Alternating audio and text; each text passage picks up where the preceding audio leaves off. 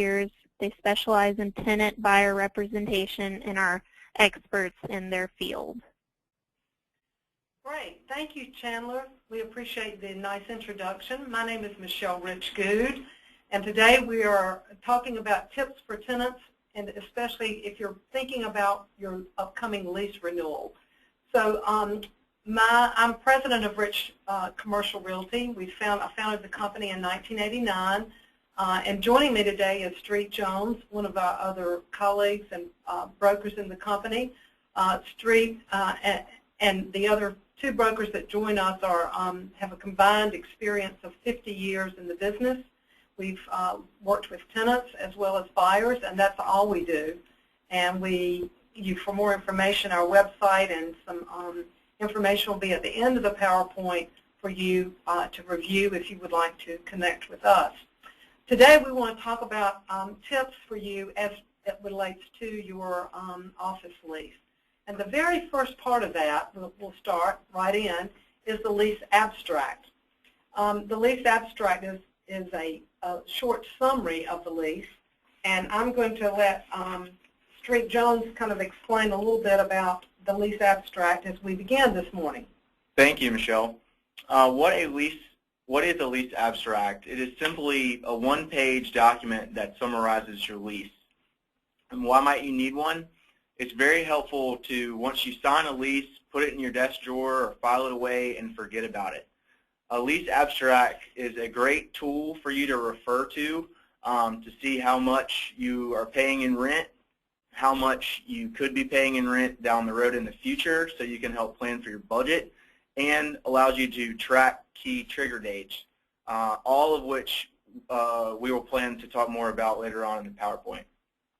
To create one, you need to sit down and thoroughly review your lease document and note the important information and specifics for your lease. Again, it's very helpful if you're not familiar with a lease to seek assistance with this from either your attorney or from a tenant rep like us. That's right. And we provide these for our clients at no additional charge. We love to help you look at that, and what we're going to be talking about today as we move to the next part are what are the key things in a lease that you should have in your lease abstract. The key dates are really critical. Knowing when a lease begins and the commencement date is important. Sometimes leases have free rent in them, and that free rent sometimes up front, which can make the lease term, if you think you have a 5-year lease, it may be, if you've got 3 months of free rent, it could be a 53-month lease, or yeah, a 63-month lease, excuse me. If you need to know also when your lease expires, we recommend that you begin to start thinking about your lease renewal within 1 to 2 years from expiration, depending on how large you are. We just completed a lease renewal for a tenant whose lease, we started working on this lease in July of 2012. Their lease does not expire until December of 2015. They're a pretty large tenant, so we needed to get on the ground quickly because there were not a lot of good options, and they're ended up going to a new build-to-suit option or a new building being constructed option. The other dates that are critical as key dates relate to your lease are your renewal date and what your renewal terms might be. Most of the time, a renewal is a trigger date that you have to give the landlord if you're going to renew. And some leases would even suggest that you renew automatically if you don't do anything. And some tenants can be put into a bind as leases are escalating, which we'll talk about next, if they don't pay attention to those renewal dates. You might have an option to expand, you might have an option to reduce or contract, you might have an option to cancel or terminate the lease. These are all critical dates in the lease that you need to know, and they need to be in that summary, as Street mentioned earlier, the lease abstract summary. We reviewed a lease for a law firm that had, when I got the lease renewal or did the lease abstract for them, they had missed their termination date. And they knew they had one, but they had let it slip past them. So looking at this and having this in your document, it can be a really useful tool as you do planning for your business for the future. Rent and escalations. The majority of leases have rental rates that escalate over the length of the term. Depending on the type of lease that you're in, this can typically be between 2 and 4%, and that number is compounding. One thing that we try to strive to do as tenant reps is to lower this percent as much as possible, because especially for larger tenants, it can provide significant savings over the term of your lease. In renewal rent, many of you may look at your current lease and see a future schedule for rental rates should you renew. Know that these rates on that schedule are all negotiable. A lot of people don't realize that. Some of these can be reflected and say that the renewal rental rate will be a comparative market rent at the time of renewal. Again, one thing that we do as buyer tenant reps is evaluate that market and have a good understanding of comparative market rates for the type of space that you're in, and that will help us better negotiate you a better rate for your renewal. What we want to do here is help you see some examples of other things that we've worked on, and getting back to the current escalated rent, I'll make mention of the fact that we had leased space to a company in Durham, and they, during the recession, had lost a big piece of business, and they were really, had more space than they really needed. They were about halfway through a 10-year lease term, and we went in and met with their landlord and helped them renegotiate that lease. We were able to get them some free rent, which they really needed. It saved them a position in their company, and we were able to extend their term for another 7 years in doing that. That really helped them out, so that's called a blend and extend. So never feel like that even in your current rent or your current lease term that there's not an opportunity to look and reevaluate rent depending on what your situation might be, whether you need to expand or whether you need to downsize.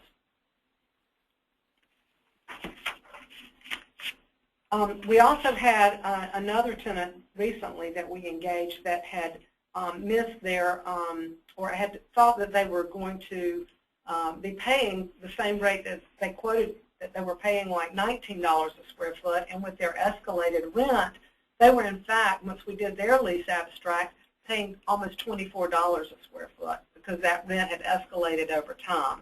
And that escalation, by the way, can be compounded annually.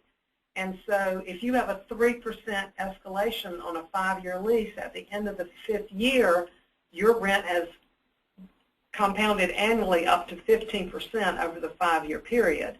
So just be aware that that current rent escalation, and I'm sure you're seeing that as you write checks each month, but that it can go up year to year. The next slide is on operating expenses, and we want to talk a little bit about that because that's a very important, another factor that's really going to affect your cost to lease space. Operating expenses can be defined as those expenses that you or the landlord incurs to operate the building and operate the space. That includes things like utilities, janitorial, the real estate taxes for the building, the property insurance to insure the building in case of fire or damage, and then the common area maintenance such as snow removal, landscaping, parking lot lights, trash removal, all those things that help run efficiently an office building. Depending on the kind of lease you have, whether it's full service, triple net, or modified, and we'll talk about each of those, you're going to pay operating expenses. In a full service lease, you're writing one check to the landlord that includes all those operating expenses. And they can be anywhere from $5.75 a square foot, which will be a part of your rent, or as high as $7.75 a square foot, depending on the space. A triple net lease means that you're paying directly to Duke Energy the utility bill. It's in your name, you're in the space, and then the utilities are in your name. You contract directly with a janitorial company for janitorial service. And you may get a bill from the landlord monthly as well, or annually for taxes, for insurance, and then for common area maintenance. A modified lease is one where you pay for everything except for, say, janitorial and utilities. You bill separately for those. So it's a modification of the two.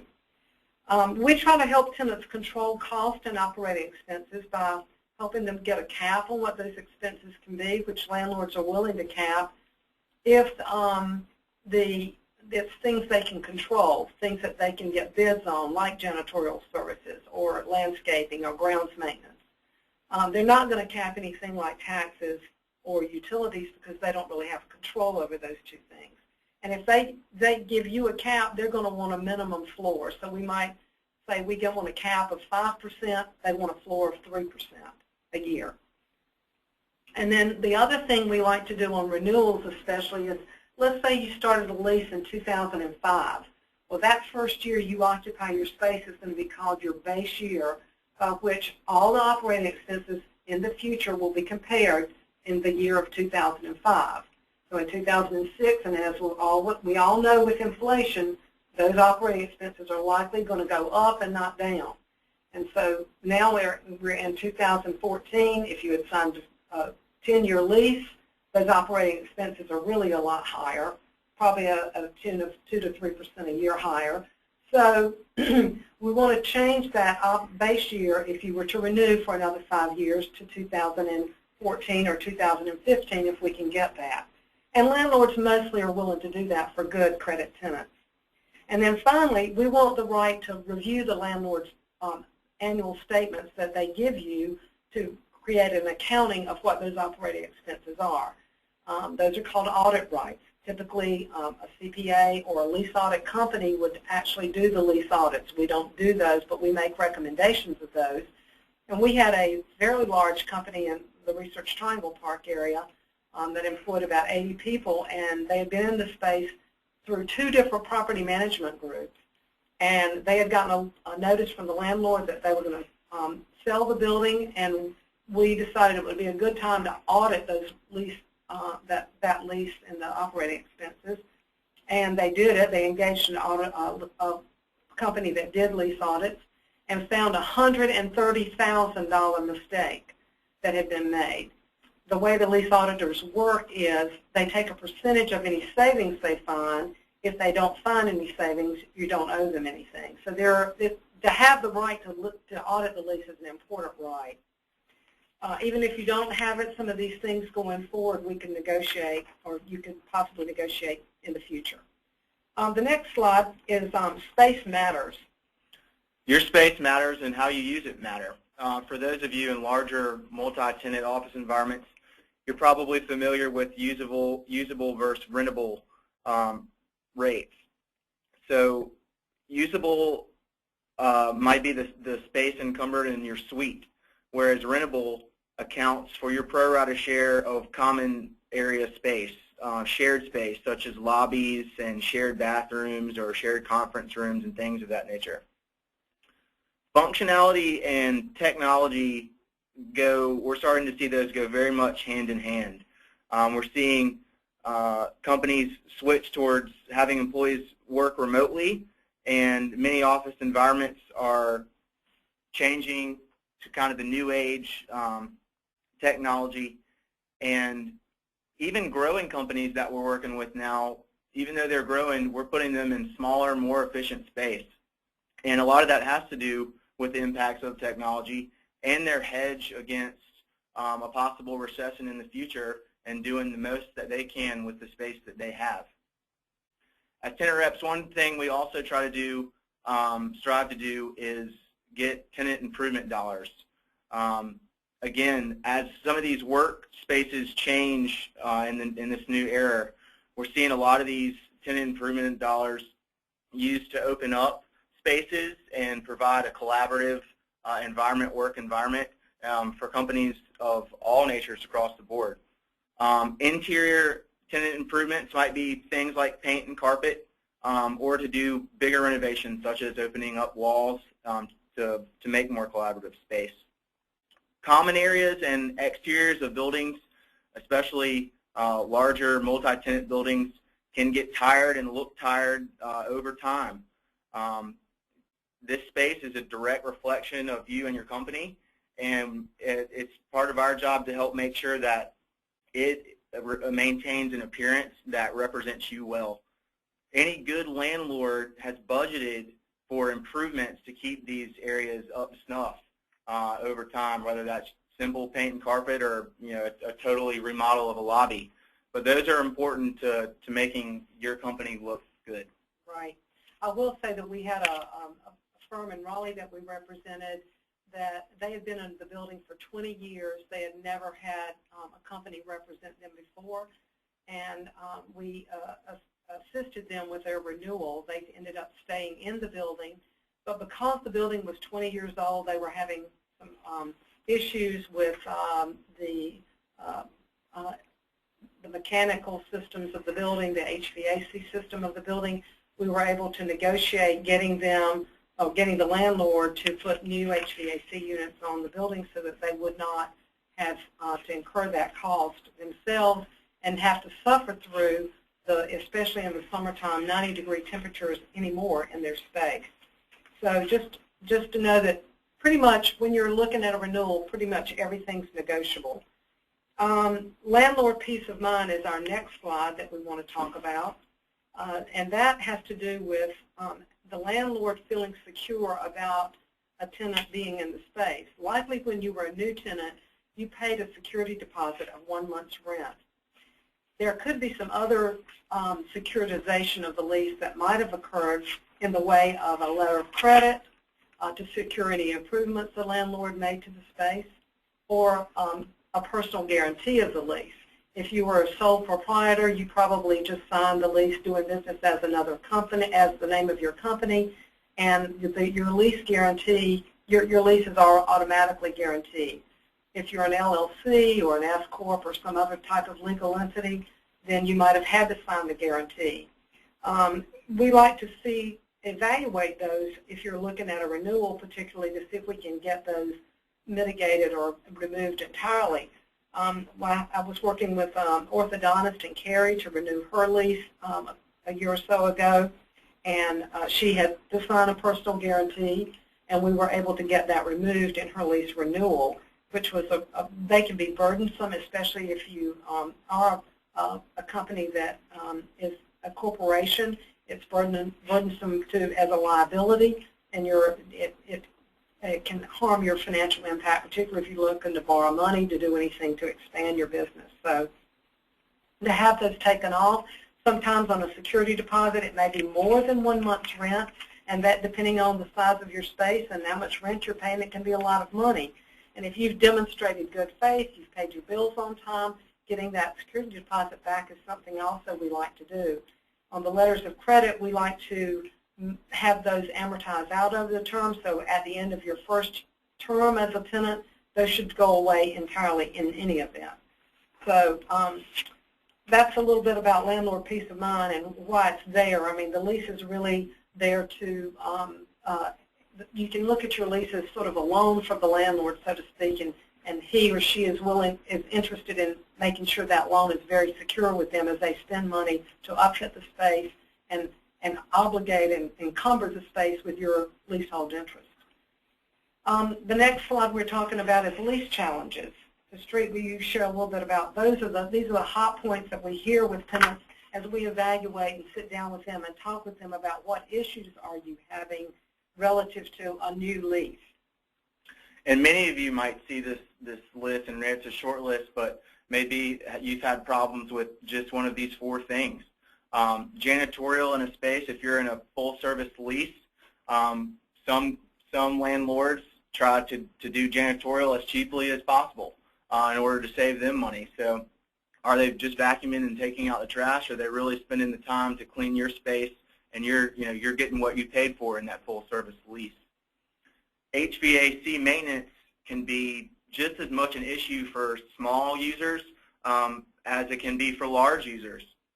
For large users, is your office hot or cold all the time, one way or the other? Is there no middle ground? Is it never comfortable?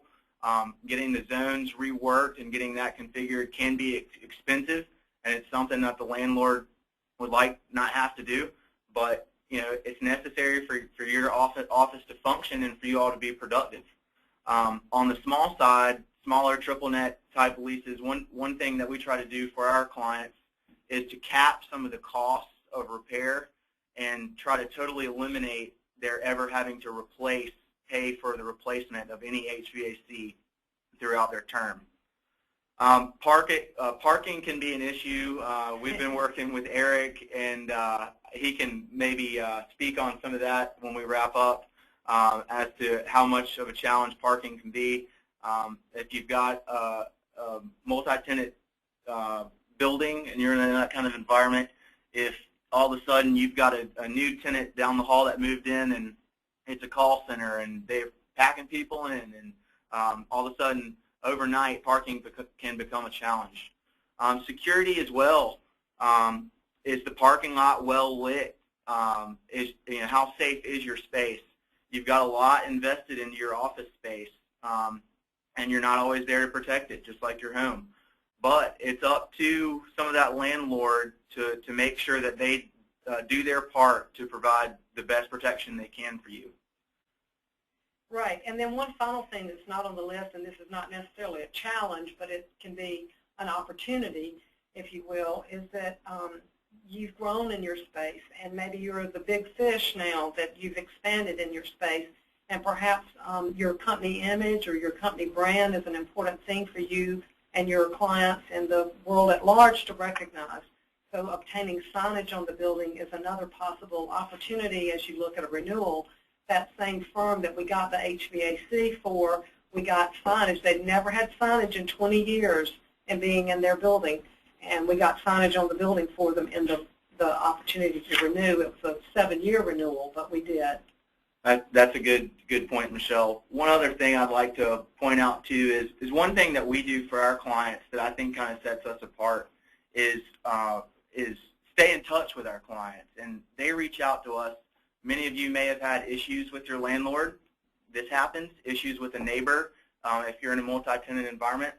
And we can come in and help be the middleman between some issues that may arise in your lease to help preserve those relationships and make sure that you can stay focused on your business and doing what you need to do to be productive and to be profitable and not have to deal with issues about your space. Good point. And then the last thing we thought we would offer up is a little bit of a forecast of what the current market conditions are for triangle office space. You've probably been reading about a lot of new product coming online, which is certainly that, and as you look at a new building in downtown Raleigh, and also the Citrix headquarters in the warehouse district in downtown Raleigh here in the video, in the screen on the screen photos. We are seeing vacancy in most submarkets as tightening some. It's been a downward trend since the recession. It's been fits and starts for the most part. The absorption has been a little slow, and it slowed down a little bit in third quarter due to the government sequestration. But we're seeing an uptick, particularly in this quarter. I've even feel the busyness that we have as 4 brokers in a small office. But as we talk to other brokers around the community, they are all busy, and businesses seems to be really cranking up here. I think people are hiring again, which is a good sign. What's happening in the market is that the architects are busy, the engineers are busy, producing drawings, getting them priced. And so we're forecasting there's more product coming to the Triangle, and all of the Triangle. The new buildings that are being built out in RTP, 2 of them are pre-leased before they can get finished to a large finisher. This is the first new construction we've seen since the recession, so there have been some real aggressive deals that have gotten done in the past 2 or 3 years. But as there's no as vacancy continues to be absorbed, there's going to be, we think, a point where the rate is going to start pushing rates higher as vacancy goes less. And that means that it's probably not a bad time to really sit down and really evaluate this, and we're certainly willing to come in and visit with you more about that if you would like us to. As far as questions, we're ready to take those now. But I would also invite you to, check more information about some of the people we've represented on our website. We've got case studies there, as well as some information and blogs and that kind of thing that we think might be helpful for you. And also, if you would like a copy of the PowerPoint presentation today, just for your own notes and reference, feel free to email our assistant, Megan Bullock. It's mbullock@richcommercialrealty.com, and our phone number and website information has all that on there as well. So we're surely ready to take questions and answer any questions you might have. So if there are any, please feel free to let us know. One thing that I was thinking is maybe you could explain a little bit about how you work as far as when you're helping a tenant as far as cost and how you form an alliance with a tenant. Okay, that's a great question, Chandler. Thank you. Our fee is typically paid through the transaction by the landlord. We have an exclusive broker agreement, so we work only with you if you're willing to engage us as your broker. We don't work with clients who want to work with 2 or 3 brokers. That's not, we don't think, a very productive use of our time or your time, frankly.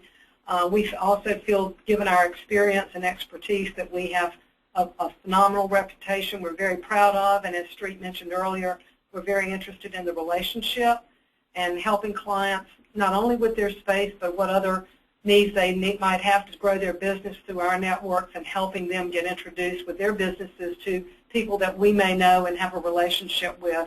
So it's really an important, I think it's been one of our hallmarks and the value we add as a business that's been around for 24 years. So we're very proud of that. So our fee, typically, as I said, 99.9% of the time is paid through the transaction for a new lease or a renewal. Or if you're interested, we've done a lot of small business entrepreneurs who've owned a company, grown their company, decided they want to go from a lease to buying real estate that their company would then become a tenant of. And so we have a lot of great examples of that. Would that be your interest as well? SEPI engineering, H&H architecture, it goes on, the list goes on. So we have a lot of folks that we've worked with who decided we don't want to be a tenant anymore. We want to control our destiny while interest rates are the lowest they've ever been in our lifetime. Let's take advantage of that. And we've built up equity in the company. We want to be an investor as well as now letting our company be our own tenant.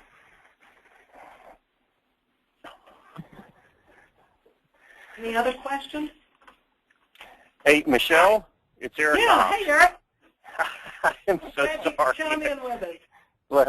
Late to my own webinar. Isn't that awful? That's okay. No problem. Chandler's done a great job filling in for you, and we hope what we've had to share was informative to those that are listening online. And so we're glad to take any questions, or if there's anything you'd like to fill in. We've tried to give some good examples, as we've discussed before, of what we thought would be helpful for folks to not only hear the process, but hear some real true life stories of how we've done things for other people that might help them understand how we can help, or how they can go through this process with their own real estate broker. So. Sure. Well, from a personal standpoint, I know we were in our old space for, 11 years, and we talked about finding new space, and to be honest with you, just the complexities and the whole weight of that decision, we just continued to put it off. And we got engaged with you folks, and you made it seamless from start to finish, and I know we would never have gotten the deal that we got on our current space had we not had you folks involved. So. Well, that's a nice testimonial. We appreciate it. Yeah, if not for you guys, we'd still be over there at our old space. Well, a lot of people create inertia, and inertia is a very demotivating factor to get out there and do it, because you're busy trying to run your company, and sometimes it's just like, I don't have time for this. So we do try to take some of that time and involved in a way that you do it to bring you the information that you need to make an informed decision. Yeah, and that was key. And one of the things, the situations where we were in, is we had just let our lease kind of automatically renew. At least I'll use that term. I'm not sure that's the right term. But in talking with Bo and in talking with you, I mean, that really, that could have put us in a bad situation, right? That's correct, yep. In fact, we talked a little bit about that as when we were on the renewal issues about automatic renewals can be problematic, and people sometimes don't even realize their lease is renewed because they haven't gotten that lease abstract done. Right, right. And so, so here's the question that came up. So what, if anything, can you guys do to help somebody that maybe is not looking at renewing a lease, but is right smack in the middle of their lease? Right. Well, we did give the example of the firm that we represented over in Durham that was in the middle of a 10-year lease, and the recession hit, and they had to give back. They wanted to give back some space. That we weren't able to give back space, but I was able to get some free rent for this tenant, which really helped preserve another position with all their layoffs they had to give, and help them through the worst year of the recession. And for that amount of free rent, they were willing to extend their lease term. So we call that a blend and extend, as I mentioned earlier. But yes, there's any number of things. Landlords really want to help you figure out your situation. Even if you're, if I had one tenant that was trying to decide if they wanted to sublease some of their space, or just, they weren't certain what they needed to do through the recession. Informing your landlord and your broker early in the process to help you make wise decisions. Should you need to contract space, or should you need to just, cancel and terminate the lease entirely?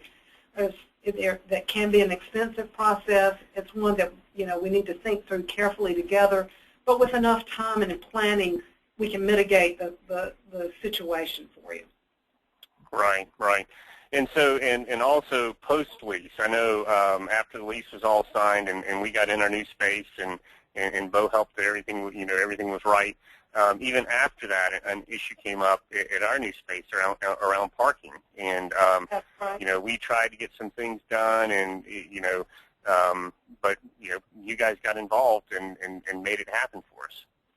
Absolutely, and we want to do that. We talked a little bit about the parking issue as a challenge tenants sometimes face, and certainly gave yours as an example. Another example I will share with you is we had another tenant in a building downtown that had the tenant above them had some water problems and created some